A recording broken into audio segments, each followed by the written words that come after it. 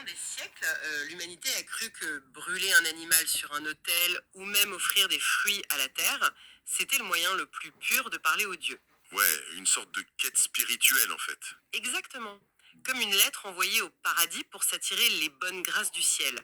Mais, et c'est là que ça devient fou, et si c'était complètement faux? C'est toute la question, oui. Et si ce rituel, qu'on imagine toujours hyper sacré et mystique, n'était en réalité qu'une manœuvre, une manœuvre désespérée de nos ancêtres pour éviter d'être dévorés par leurs propres voisins? Je dois dire que c'est fascinant. Parce que cette prémisse, elle bouscule complètement notre confort intellectuel. Ah bah c'est clair. On aime bien l'idée d'une humanité primitive qui cherche la transcendance, qui regarde les étoiles. Mais si on regarde les choses froidement, la priorité numéro un d'un groupe humain préhistorique, c'est pas la philosophie. Non, c'est de ne pas mourir. Tout à fait. C'est la survie immédiate. Et c'est vraiment là que notre sujet d'aujourd'hui prend toute son ampleur. D'accord, alors décortiquons tout ça. Aujourd'hui, notre exploration en profondeur s'attaque à un texte de recherche qui est honnêtement absolument vertigineux. Très dense, ouais. Ouais. C'est signé Safa Kachmaz et ça s'intitule L'origine des sacrifices animaux et des offrandes végétales. Et la mission de cette analyse détaillée, pour ceux qui nous écoutent, c'est de regarder l'histoire de nos rituels sous un angle inédit. Et le mot inédit est presque faible. C'est vrai. L'idée centrale remet en question toute l'histoire des religions. Elle avance que le sacrifice n'a en fait strictement rien à voir avec la piété. Absolument rien. Ce serait plutôt l'équivalent d'une ancienne police d'assurance vie, quoi. Une stratégie inventée de toutes pièces pour échapper à une réalité physique terrifiante, à savoir le cannibalisme et les sacrifices humains. Si on connecte ça à la vue d'ensemble de l'évolution humaine, cette théorie qu'on appelle la théorie de la substitution, elle prend tout son sens. Donc comment ça? Eh bien, dans les sociétés extrêmement anciennes, donc avant même l'idée de civilisation, la victime sacrificielle par défaut pour apaiser les tensions du groupe, c'était l'humain. Waouh. C'est glaçant dit comme ça. Ouais, mais une société qui consomme littéralement ses propres membres, que ce soit par rituel ou par faim d'ailleurs, c'est une société qui est condamnée. Forcément, tu peux pas construire un avenir si tu manges tes voisins. Exactement, la paranoïa y est constante, la confiance est juste impossible à établir, et donc la croissance du groupe est complètement bloquée. Du coup, c'est l'impasse évolutive. C'est ça. Pour sortir de cette boucle d'autodestruction, il fallait impérativement trouver une échappatoire.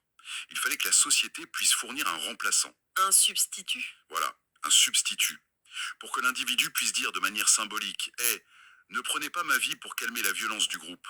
Prenez plutôt ceci à la place. C'est le grand remplacement, mais en version survie préhistorique, quoi. Mais concrètement, comment nos ancêtres ont-ils opéré ce changement de paradigme? C'est une excellente question. Parce que, enfin, on passe pas du jour au lendemain d'une tribu qui sacrifie un des siens à une société qui se dit soudainement qu'un mouton ou un tas de blé, ça fera l'affaire. Comment s'est fait ce transfert psychologique? Ce changement, il s'est pas fait par une illumination soudaine un mardi matin.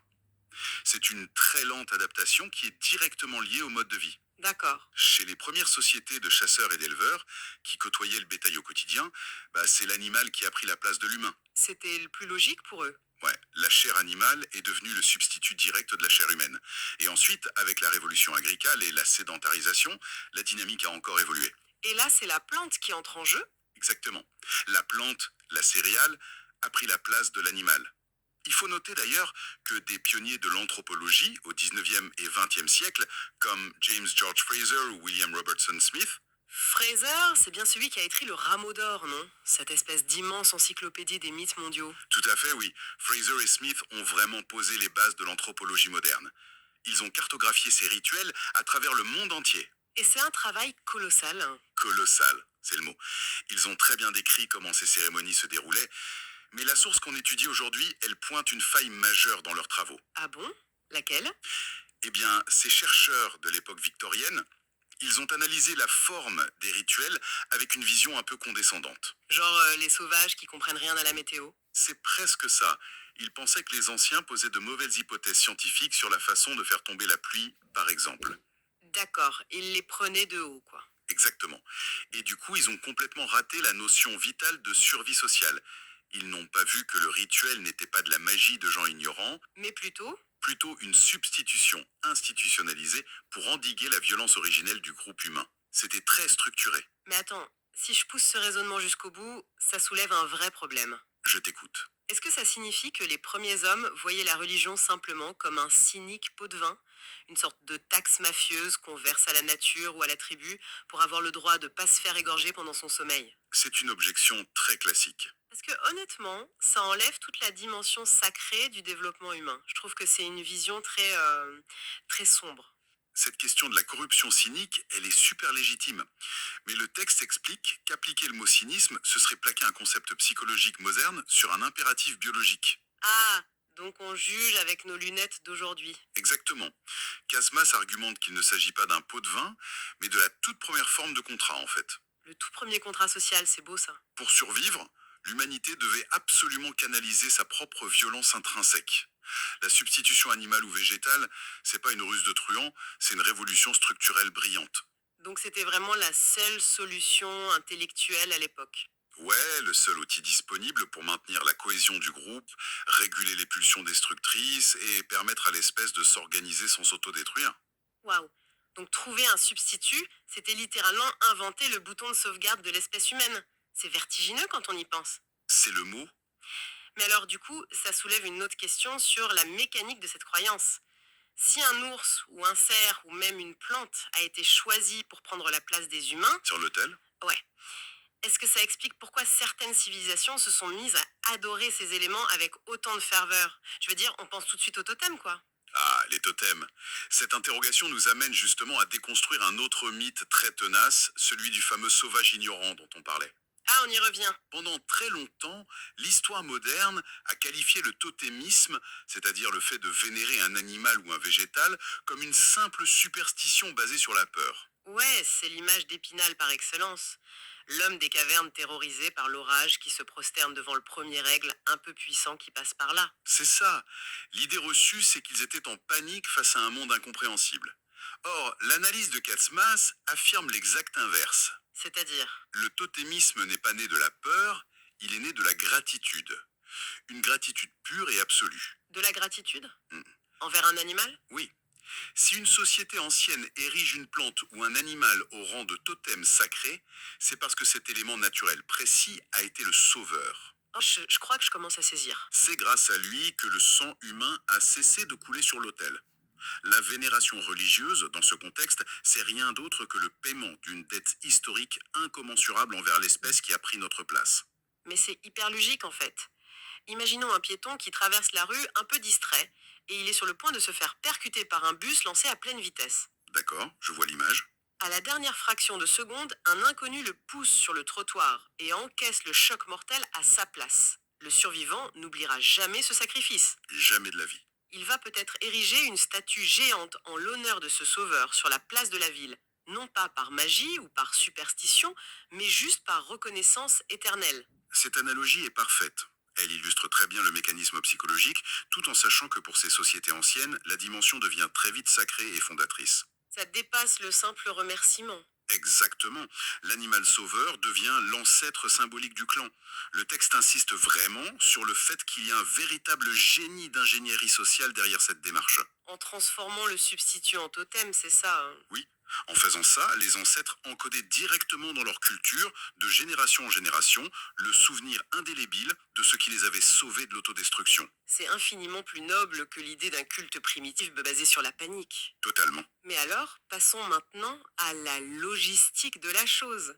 Parce que cette transition, elle n'a pas pu se faire de manière chaotique. Ah non, pas du tout. Si utiliser un animal ou une plante à la place d'un être humain, c'était vraiment une question de vie ou de mort pour toute la structure sociale, comment on s'assurait que l'échange était valide? C'est crucial, ouais. Parce qu'on imagine mal qu'il suffisait de jeter une poignée de racines dans un feu en disant bah voilà, la dette de sang est payée, on est quitte. Non, ça ne marchait pas comme ça. Il y avait un besoin absolu de validation formelle. Et c'est là que le rituel prend sa forme ultra codifiée. D'accord, et comment ça se matérialisait? Le texte plonge dans des détails fascinants sur l'organisation de ces cérémonies, et il se focalise particulièrement sur le berceau de la civilisation, la Mésopotamie. La base de la base. L'auteur met en lumière une ingénierie rituelle basée sur une opposition binaire fondamentale, et ça dictait tout. Le temps, l'espace, la couleur et même la méthode. Une séparation stricte des règles selon qui pratique le rituel, du coup? Précisément, l'analyse démontre qu'on divisait le monde rituel en deux sphères. D'un côté, il y avait le concept du ciel, le Guk, qui était fortement associé à l'empire d'Akkad. Akkad, c'était les éleveurs, c'est ça? Ouais, La culture des éleveurs, des peuples pasteurs. Pour eux, les sacrifices devaient impérativement être des animaux de couleur blanche, et le rituel devait se dérouler en plein jour, sous la lumière du soleil. Logique pour le ciel. Et de l'autre côté? En opposition totale, il y avait la terre, associée à la civilisation de Sumer. Sumer était une culture profondément agraire, liée au cycle du sol. Donc les agriculteurs. Voilà. Et dans leur tradition, les offrandes devaient être noires, les rituels s'effectuaient la nuit et concernaient principalement des plantes ou des animaux liés à la terre. Mais c'est fou, donc c'est la géopolitique et l'économie qui dictaient le rituel. Exactement.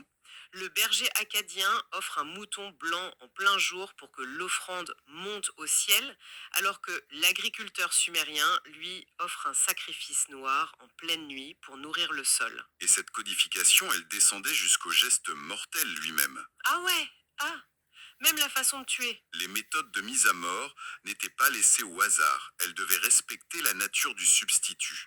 Par exemple, si le rituel appartenait à la logique du ciel et de la séparation, la règle exigeait de couper la tête de l'animal et de faire couler le sang. D'accord, c'est très visuel. Mais si le rituel était lié à la terre et qu'il fallait à tout prix éviter la profanation du sol par un fluide vital, la loi rituelle ordonnait de briser le cou de la victime sans faire verser une seule goutte de sang. Attends, briser le cou sans une goutte de sang? C'est ultra précis. Très précis. Et ça allait plus loin. Si on voulait expédier le substitut vers les dieux célestes, on le brûlait vif pour que la fumée monte. Ouais. Si l'offrande était destinée aux puissances souterraines ou aquatiques, on l'enterrait ou on la jetait dans le fleuve. Le code allait jusqu'à dicter dans quelle oreille de l'animal, la droite ou la gauche, le prêtre devait murmurer la prière pour valider le transfert de la dette. Ce niveau de détail est juste stupéfiant.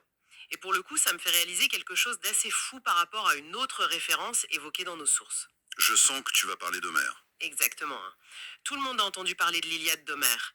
Quand on étudie ce texte, on lit ces passages où les héros grecs sacrifient un mouton blanc au soleil, donc le dieu Hélios, et un mouton noir à la terre, Gaïa. C'est très connu.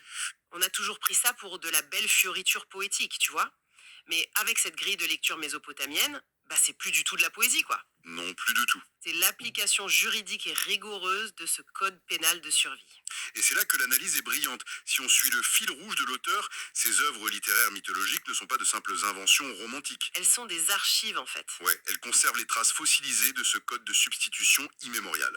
Respecter la couleur de la toison ou l'heure du sacrifice, c'était pas une préférence esthétique. C'était contractuel. C'était l'assurance juridique de l'époque que le transfert de la violence de l'humain vers l'animal était enregistré et validé par l'ordre cosmique. Bon, on comprend bien cette mécanique de survie extrêmement stricte pour l'Antiquité, avec ses moutons blancs, ses sacrifices nocturnes et ses codes sumériens. Ouais. Mais une grande question se pose maintenant pour notre audience.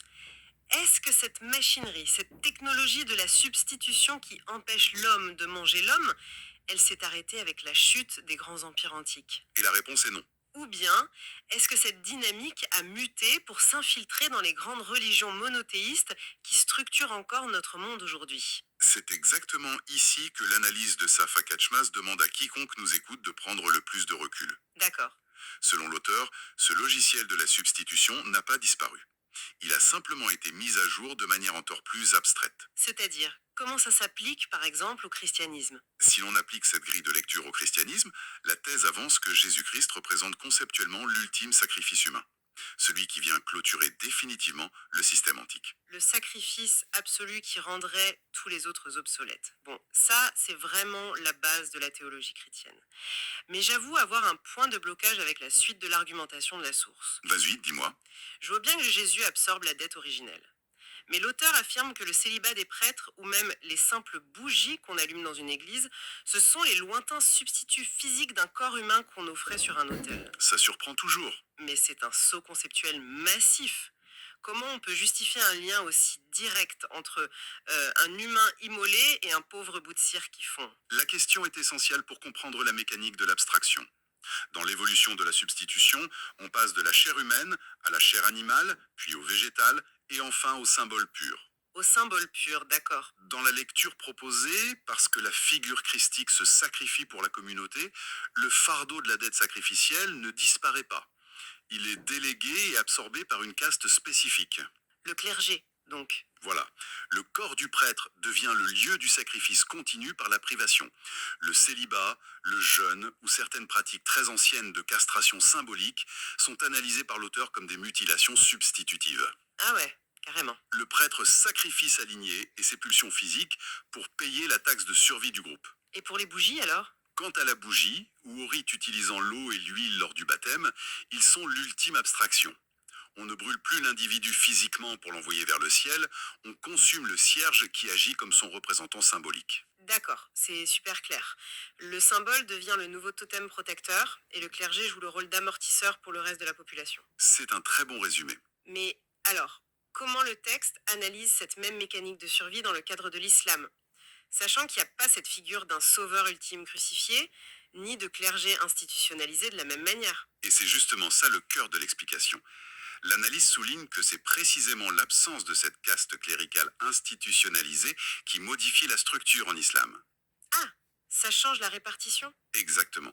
Puisqu'il n'y a pas de prêtre, au sens de médiateur exclusif capable d'absorber le fardeau du sacrifice pour toute la société, la responsabilité originelle ne peut pas être externalisée, Donc ça retombe sur qui? sur tout le monde. Par conséquent, lors de rituels comme l'aide, l'obligation du sacrifice animal reste une responsabilité individuelle.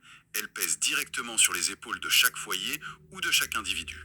Je vois. La forme ancienne du rituel, l'animal substitutif, est perpétuée de manière très concrète parce que la charge n'a pas été déviée vers une institution sacerdotale. Ah, la logique économique de la chose apparaît très très clairement là. Oui, c'est presque comptable. En fin de compte, s'il y a un clergé, c'est comme si une société externalisait sa vieille dette historique à un département spécialisé de la grande entreprise humaine, quoi. Ouais, le département gestion des sacrifices. C'est ça.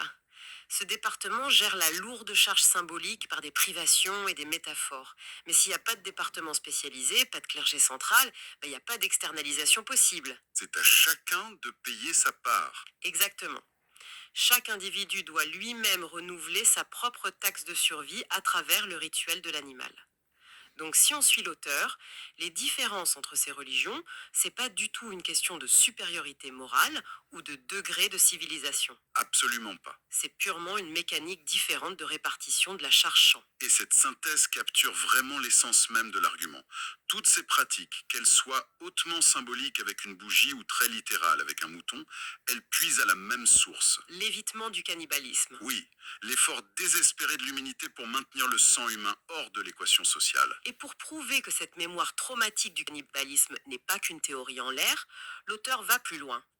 Qu'est-ce qu'il utilise comme preuve? Il convoque les textes sacrés eux-mêmes comme des preuves historiques directes. Vraiment? Ouais, il cite spécifiquement le verset 12 de la sourate Ujurat du Coran. Ce verset interroge littéralement: l'un de vous aimerait-il manger la chair de son frère mort? Attends, c'est une phrase que l'écrasante majorité des gens interprètent aujourd'hui comme une simple parabole morale, n'est-ce pas? Oui, bien sûr. Une façon imagée de dire que calomnier quelqu'un, dans son dos, faire des commérages, c'est aussi grave que de manger sa chair. Dans la théologie contemporaine, oui, c'est en effet une métaphore contre la médisance. Mais la rigueur anthropologique de Kachmas refuse de s'arrêter à la simple métaphore morale. Il le prend au premier degré? Pour lui, ce verset est un document brut, un témoignage historique direct. Le texte sacré ferait référence à un passé cannibale littéral que les premières structures religieuses tentaient de réguler. De condamner et d'éradiquer de la mémoire, quoi. Exactement. Selon cette source, nos livres sacrés sont en fait les archives de nos traumatismes d'espèce. Ils conservent le souvenir glaçant de cette sauvagerie dont nous avons dû nous échapper par la loi et par la substitution. Waouh. Alors, qu'est-ce qu'on doit retenir de toute cette architecture vertigineuse? C'est un sacré voyage, oui. Si on rassemble toutes les pièces du puzzle de cette exploration en profondeur, la grande leçon qui émerge est profondément déstabilisante. L'histoire des religions, l'évolution de nos rituels, de nos offrandes, de nos totems et de nos prières, Oui, eh bien ce n'est peut-être pas du tout la chronique lumineuse d'une humanité en quête de Dieu. non, c'est beaucoup plus brut. C'est le récit brut d'une évasion. L'histoire de l'ingéniosité d'une espèce qui a dû inventer des règles implacables, utiliser des animaux, des végétaux, puis des symboles abstraits, uniquement pour endiguer une violence primitive qui menaçait à chaque instant de la dévorer de l'intérieur. C'est exactement ça. En reliant toutes nos sources, cette conclusion s'impose d'elle-même. La religion comme un outil technologique de survie sociale. C'est une sacrée remise en perspective. Et d'ailleurs, si on accepte de suivre cette logique jusqu'au monde contemporain, ça soulève une question finale qui est, à mon avis, assez vertigineuse pour quiconque nous écoute. Ah, je t'écoute. Si nos lointains ancêtres ont dû créer de toutes pièces des systèmes incroyablement lourds et complexes, des totems majestueux, des règles de sacrifice minutieuses, des castes de prêtres dévoués, simplement pour agir comme des substituts institutionnels et empêcher la société de s'entretuer, Ouais, la question c'est qu'est-ce qu'on fait aujourd'hui, c'est ça? voilà. Quels sont donc les substituts invisibles qui opèrent aujourd'hui? Le besoin de trouver un remplaçant pour absorber la violence, est-ce qu'il a vraiment disparu de notre ADN social? Ah, c'est une excellente question. Il est fort probable que non. Si on observe nos institutions modernes, notre système économique, qui est parfois impitoyable, ou même notre système pénal, quelles sont les structures ou les boucs émissaires modernes qu'on a mis en place pour éviter de se dévorer les uns les autres? C'est glaçant d'y penser comme ça. Le besoin de substitution a simplement pris des formes tellement intégrées, tellement modernes et bureaucratiques qu'on ne reconnaît plus du tout l'autel sur lequel le sacrifice a lieu tous les jours. C'est une réflexion qui change complètement la façon de regarder le journal télévisé ou même le fonctionnement d'une entreprise. Totalement. La prochaine fois que notre audience observera une tradition sociétale qui semble un peu illogique ou une règle institutionnelle qui exige un lourd tribut, il faudra peut-être aller au-delà des apparences et se demander est-ce vraiment de la bureaucratie, de la superstition contemporaine, ou est-ce qu'on est en train de regarder la toute dernière mise à jour de notre plus vieille police d'assurance vie? C'est une excellente façon de voir les choses. Gardez cette pensée provocatrice à l'esprit. Merci beaucoup d'avoir plongé dans ces concepts denses avec nous aujourd'hui et à très bientôt pour une nouvelle analyse détaillée.